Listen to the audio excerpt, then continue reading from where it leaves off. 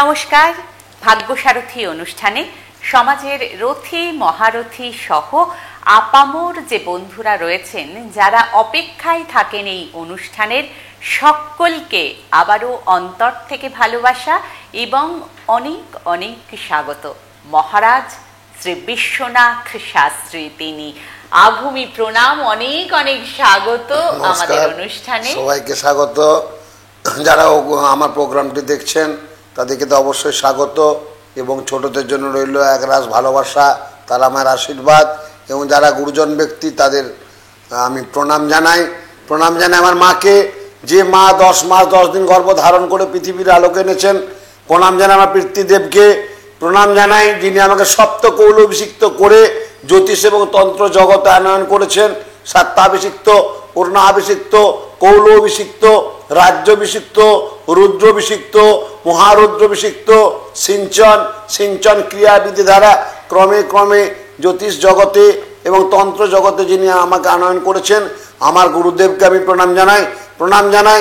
যার আদর্শে আমি অনুপ্রাণিত, পরমপিতা পরম প্রেমময় দেবতা ঠাকুর শ্রী শ্রী রামকৃষ্ণকে প্রণাম জানাই। বিশ্বজননী মা শারদা মাকে প্রণাম জানাই। ছোট্ট থেকে যেখানে আমার যাওয়া, আমার মনমন্দিরে, আমার অন্তর আত্মাস্থলে, আমার গৃহমন্দিরে, পঞ্চমুণ্ডের আসনে, তারাপীঠে যিনি সর্বত্রই বিরাজ করেন, সেই বিরাজময়ী, কৃপাময়ী, আনন্দময়ী, করুণাময়ী, প্রেমময়ী, বিপদতারিণী, বিপদনাশিনী তারাময়ী রাতুল চরণে শত সহস্র কোটি কোটি প্রণাম জানাই যিনি বিশ্ব ব্রহ্মাণ্ডকে ধরে রেখেছেন ভগবান শ্রীকৃষ্ণের রাতুল চরণে। প্রণাম জানাই রাধিকা দেবীর রাতুল চরণে। এবারে আসছি বায়ু কোণ হচ্ছে আত্মীয় পরিজন, বন্ধু বান্ধব এবং পাড়া প্রতিবেশী সতে সৎ ব্যবহার, এবং তা যদি কোনো অশুভ দোষ থাকে তবে বন্ধু বান্ধব আত্মীয় স্বজনের সঙ্গে বিরোধ সৃষ্টি হয়। আর কি হবে? সারা জীবন মনস্তাপে ভুগতে হবে। ধরুন আপনার একজন ভালো বন্ধু ছিল, সেই বন্ধুর সঙ্গে আপনার সঙ্গে এমন একটা বিবাদ হয়ে গেল যে আপনি এই মনোকষ্ট যেন সারাটা জীবন আপনাকে ভীষণভাবে ভুগতে হবে। এটা কিন্তু বায়ু কোণের কথা বলছি। এবার আসছি উত্তর দিক হচ্ছে মিত্র স্থান, এটাও কিন্তু বন্ধু স্থান।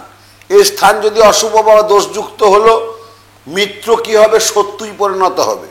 মিত্র কি হবে? আপনার জীবনটাকে এমনভাবে শত্রুতা করবে না যে আপনি ছেড়ে দে মা, কেঁদে বাঁচি, আর দরকার নেই চাকরি, আমি চললাম, আর দরকার নেই কর্ম, আমি চললাম। তখন মনে হয় এই বাড়ি তাই বিক্রি করে দিই। শত্রু দ্বারা ভীষণভাবে ক্ষয়ক্ষতি এমনভাবে সে করে দেবে যে আপনার মান সম্মান সমস্যা কিন্তু চলে যাবে। এবার আসছে যেটা প্রথমেই আলোচনা করলাম, ঈশান কোণ হচ্ছে বংশবৃদ্ধি কারক। এই কোণে যদি কোনো বাস্তুর অশুভ দোষ থাকে তাহলে কোনো না কোনোভাবে আপনার জীবনটাকে একদম শেষ করে দেবে, বিষণ্ণতা করে দেবে। আপনার বাড়িতে কোনো শুভমাঙ্গলিক কাজ হবে না, রোগ জ্বালা বৃদ্ধি কিন্তু থাকবে। যেটা প্রথমেই বলেছি, ঈশান কোণটা আমরা বিশেষত বেশি গুরুত্ব দিই, সবাই আমরা জানি। জ্যোতিষশাস্ত্র বা বাস্তুশাস্ত্র একে অপরের কিন্তু পরিপূরক।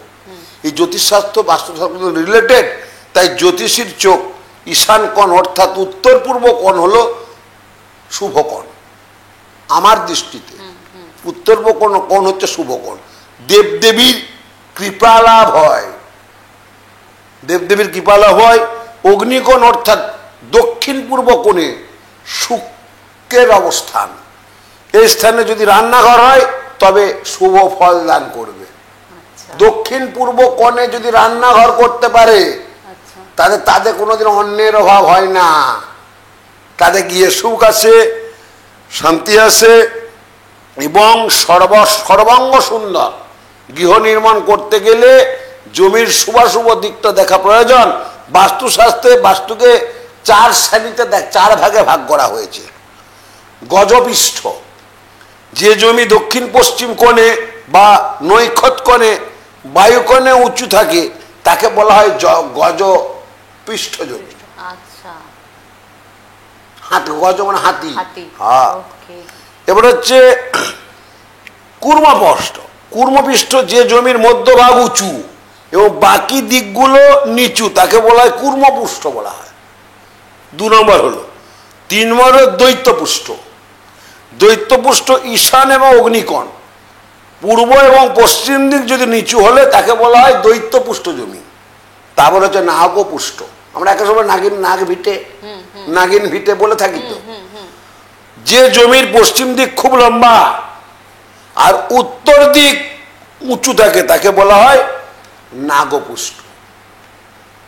তা আমি 8টা দিক বললাম, প্লাস এই 4টে দিক কিন্তু বিরাট ব্যাপার আছে। কোন জমিটা কোন কোন পুষ্ট, তাহলে গজপুষ্ট হলো, কুর্মপুষ্ট হলো, দৈত্যপুষ্ট হলো, নাগপুষ্ট হলো। আমরা কথা বাংলায় বলি নাগিন ফিটে দেখবেন সাপ ঘোরাঘুরি করে, অনেকবার দেখবে সাপ ঘোরাঘুরি করে, সে কিন্তু কারো ক্ষতি করে না, সে ঘোরাঘুরি করে চলে যায়, নাগিন ফিটে সেটা। বোঝা গেল? এবারে আসছি অক্ষয় তৃতীয়ার সম্বন্ধে যে কথাটা তুমি বললে, ভীষণ ভালো কথা বললো। অক্ষয় মানেটা কি? অক্ষয় আগে জানতে হবে। অক্ষয় মানে যার কোনো ক্ষয় নেই, তাকে বলা হয় অক্ষয়। এটি কোনোদিনই নাশ হয় না। অক্ষয় তৃতীয়া কত ভালো দিন, যেটা তুমি শুরুতে বললে। ঘরে ঘরে নারায়ণ সেবা করতে বলছে, লক্ষ্মী নারায়ণ প্রতিষ্ঠা করুন ওই দিন, অক্ষয় তৃতীয়ার দিন লক্ষ্মী নারায়ণ পুজো করুন। যারা ব্যবসা করছেন তাদের ক্ষেত্রে বলবো অবশ্যই লক্ষ্মী নারায়ণ পুজো করুন, এবং আপনি স্নান করে বাড়িতে ভালো করে পুজো দেবেন। আমার কিছু জিনিস দেয়া আছে, বলছি না কি দেব, যারা ভাগ্যবান হবে তারাই কিন্তু সেটি সেদিন পাবেন। আমি থাকবো বরাহানগর অনন্যা সিনেমা অপোজিটে HDFC ব্যাংকের পাশে নিউ বন্ধন জুয়েলার্সে থাকবো। আমি কি কি জিনিস দেবো আমি বলবো না, সেই ভাগ্যবান ব্যক্তিরা যোগাযোগ করতে পারেন। আমি এমন কিছু জিনিস তুলে দেব যা বাস্তুতে রাখলে আপনি সারা জীবন সুন্দর, সুখময়, শান্তি, সুখ, সমৃদ্ধি আপনার বাড়িতে বিরাজ করবেন। কারণ এর আগেও আমি দিয়ে এসেছি। অক্ষয় তৃতীয়া তো এবছরটা শুরু নয়, অক্ষয় তৃতীয়ার বিরাট ঘটনা, যেটা শুরুতে আমাদের মৌ বলে দিল যে কি দিনটা ওই দিন, সেদিন আমি সারাদিন থাকবো।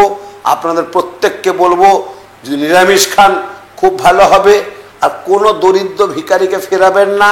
যদি প্রয়োজন মনে করেন তাহলে আরো ভালো হয়, সে দরিদ্র ভিখারিদের কিছু দান করতে, কিছু ভক্ষণ সেবা দেবেন, ভীষণ ভালো হবে। আর একটা বলে দিচ্ছি, আমরা তো অন্ন সেবা করব, ওই দিন ভাঙা চাল খাবেন না। মায়েদের উদ্দেশ্যে, গৃহিণীদের উদ্দেশ্যে বলছি, যখন আমি অন্ন আপনার বাড়িতে 2 কৌটো 3 কৌটো 4 কৌটো 5 কৌটো 1 কৌটো যা চাল লাগুক না কেন, ওই চাল ওই দিন থেকে শুরু করবেন, একটু করে নিয়ে একটা হাঁড়ির মধ্যে রাখবেন। অক্ষয় তৃতীয়া আগামী 30শে এপ্রিল থেকে আগামী 30শে এপ্রিল পর্যন্ত এটা রাখবেন। তারপর তার পরের বছর অক্ষয় তৃতীয়ার দিনের পর সেই হাঁড়ির চালগুলো কোনো ভিখারিদের উদ্দেশ্যে আপনি দান করে দেবেন। ভীষণ ভালো সুফল হবে, আপনার বাড়িতে কোনোদিন অন্যের অভাব হবে না। আর একটা বলবো, ওই দিন যখন যে চালগুলো বাড়ির পরিবারের জন্য রান্না করবেন, নিরামিষ আহার খেতে পারলে খুব ভালো হয়, যদি নাও খেতে পারেন অন্য তো আপনি খাবেন, চেষ্টা করবেন ভাঙা চাল যাতে একটাও না থাকে, একটু চালটা বেছে নেবেন। চালের মধ্যে তো অনেক ভাঙা চাল আমরা পাই, তাই না? সম্ভব হয় না, কিন্তু সম্ভব সব হয়। ওই দিনটা আধা ঘন্টা সময় দেন না, চালগুলো সুন্দর করে ধুয়ে নেবেন, এবং গোটা চাল যেন হয়, একটা চালও যেন ভাঙা না থাকে, তাহলে আপনার সংসার আস্তে আস্তে ভেঙে যায়। এটা বিরাট একটা উপায় বলে দিলাম, কারণ আমার মা মাসিরা করে এসেছেন, আমি অনেক উপায় পদ্ধতি বলে এসেছি, আমার ভক্তরা করে থাকেন, এবং সে ভক্তবৃন্দের জন্য যে কথাগুলো আমি বলছি তাতে করে ভীষণ ভালো রেজাল্ট হবে।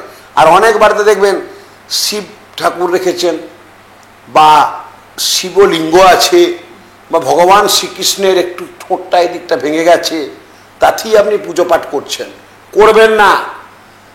তার আগের দিন ভাঙা মূর্তিকে কোনো গাছের নিচেই, অসত্য বা বটবৃক্ষের নিচে ভাঙা মূর্তি পুজো করবেন না, কোনোদিনই চলবে না। আর অক্ষয় তৃতীয়ার দিন তো আরো চলবে না, এটা করবেন না। এটা করলে ভীষণ ভালো হবে, এবং সংসারে সুখ শান্তির জন্য আমি বারবার কয়েকটা আমি বলছি, আপনার শরীর স্বাস্থ্য মনের জন্য এমন কিছু জিনিস দেব। আর প্রত্যেকের উদ্দেশ্যে বলবো, যদি পারেন যে কোনো রূপো সোনার দোকানে গিয়ে একটা রূপোর লক্ষ্মী গণেশ কিনে যারা ব্যবসা করছেন বা যারা ব্যবসা রিলেটেড বা ব্যবসা যারা নাও করছেন, গণেশ আর লক্ষ্মীকে স্থাপন করুন।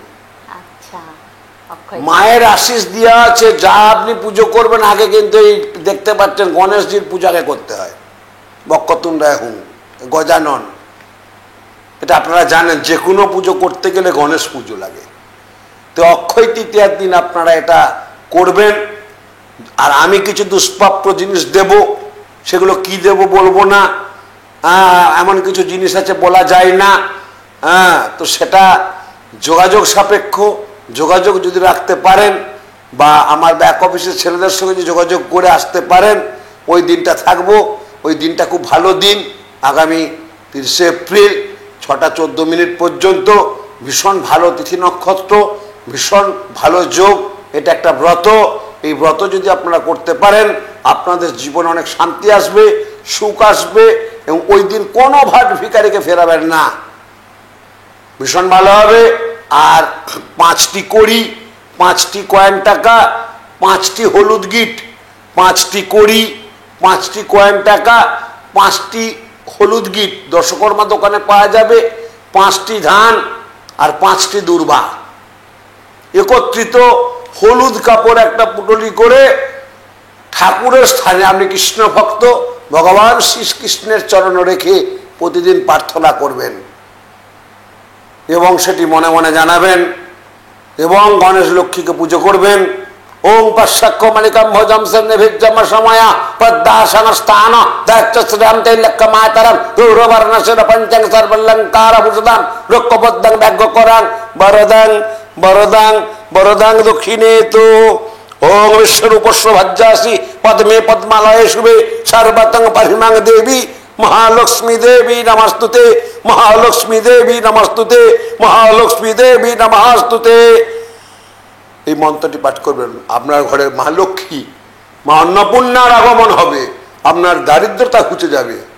আর বাস্তু যাদের নেগেটিভ এনার্জি আছে, বিশ্বনাথ শাস্ত্রী আছে, যদি মা চান আত্মা কানেকশন হয়, যোগাযোগ করে নেবেন। এমন কিছু বস্তু জিনিস দেব, সারা জীবন মনে রাখবেন। তার 35 বছর দিয়ে এসছি, আজকে তাদের মায়ের আশীর্বাদে তারা সুখে আছে, স্বাচ্ছন্দ্য আছে, সংসার করছে। টুকটাক তো রোগ জ্বালা থাকবে। ঠাকুর রামকৃষ্ণ বলেছে, ওরে শরীর থাকলে আরাম হয় রে। এটা আমার ঠাকুরের কথা গো। তাহলে আমার ঠাকুর তো বল, ঠাকুরেরই কত শরীর খারাপ হলো। তো আমরা মনুষ্য জন্ম, শরীর থাকলে রোগ ব্যাধি জ্বালা তো আসবেই, কিন্তু দুরারোগ্য ব্যাধি আর এই যন্ত্রণা যারা কষ্ট করে ভোগার থেকে সুস্থভাবে জীবনযাপন করার নামই হচ্ছে জীবন। জয় মা তারা, জয় মা তারা, জয় জয় তারা। নমস্কার। নমস্কার।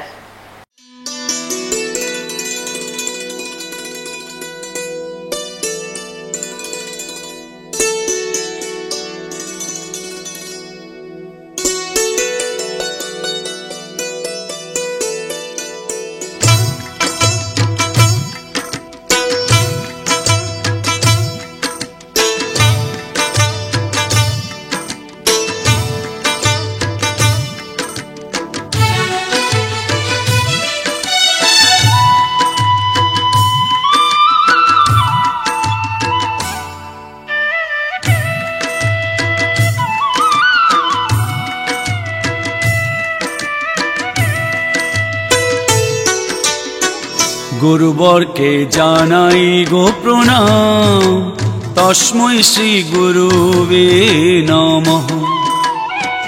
গুরুবরকে জানাই গো প্রণাম, তস্मै শ্রী গুরুবে নমঃ। হবে স্বপ্ন সাকার, মিটে যাবে অন্ধকার, হবে স্বপ্ন সাকার, মিটে যাবে অন্ধকার। শ্রী শ্রী বিশ্বনাথ শাস্ত্রী জেনার নাম, শ্রী শ্রী বিশ্বনাথ শাস্ত্রী জেনার নাম, তস্मै শ্রী গুরুবে নমঃ। গুরুবরকে জানাই গো প্রণাম, তস্मै শ্রী গুরুবে নমঃ। গুরুবরকে জানাই গো প্রণাম, তস্मै শ্রী গুরুবে নমঃ।